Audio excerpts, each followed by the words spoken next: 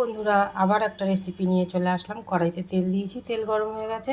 এবার দিয়ে দেবো কটা কালো জিরে আর দিয়ে দেবো রসুনটা আমি গ্রেট করে রেখেছিলাম। এটা কিন্তু থেতো করে নিয়ে একটু গ্রেট করে নিয়েছি। রসুনটাও লাল লাল করে ভেজে নিলাম। এইবার এর মধ্যে দিয়ে দেবো, এই দেখো, এই দানাওয়ালা সিম কারা কারা পছন্দ করো? আমার তো খুব ভালো লাগে। দিয়ে দিলাম সিমগুলো। এবার চলো একটু নেড়ে নিলাম। এরপরে দিয়ে দেবো লবণ স্বাদ মতো, তারপরে দিয়ে দেবো হলুদ,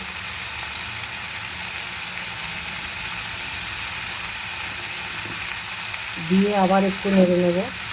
এই রান্নাটা রসুন দিয়ে করলে খুব ভালো লাগে, ওই জন্য রসুনটা আমি একটু বেশি দিয়েছি।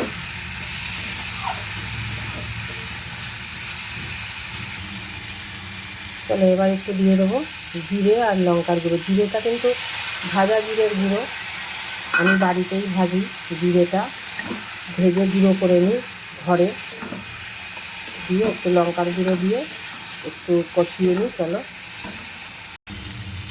দেখো, মশলাটা দিয়ে কষানো হয়ে গেছে, ভাজা হয়ে গেছে, তেলও ছেড়ে দিয়েছে। এইবার দিয়ে দেবো একটু জল, না হলে তো শিমটা সেদ্ধ হবে না। একটু জল দিয়ে দিলাম, দিয়ে এবার মিনিট 5 জন্য আমি একটু ঢেকে দিলাম। চলো ঢাকাটা খুলে দেখি। দেখো ফুটে গেছে। একটু নেড়ে নিই। দানাগুলো দেখো সব বেরিয়ে এসছে। আমার খুব ভালো লাগে এই দানাওয়ালা শিম। দিয়ে দেবো 4টে কাঁচা লঙ্কা, গোটা দিলাম, চিড়ে দেইনি কিন্তু, গোটাই দিয়েছি। এইবার দিয়ে দেবো একটু মিষ্টি, না হলে ভালো লাগবে না, তাই 2-4টে চিনির দানা দিলাম। দিয়ে আবার একটু নেড়ে নিই। নামানোর আগে একটু ধনেপাতা কুচি দেবো। এবার দিয়ে দেবো ধনেপাতাটা,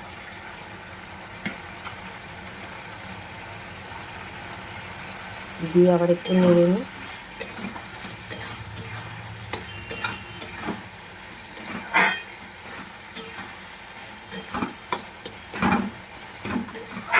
একটু খুন্তিটা দিয়ে এরকম ঘেটে দিতে হবে, নালে সিমগুলো ইসে হবে না আর কি।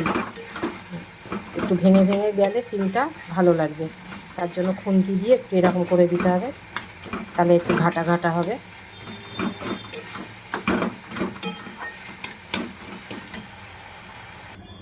দেখো বন্ধুরা, করে ফেললাম দানাওয়ালা সিমের বটি।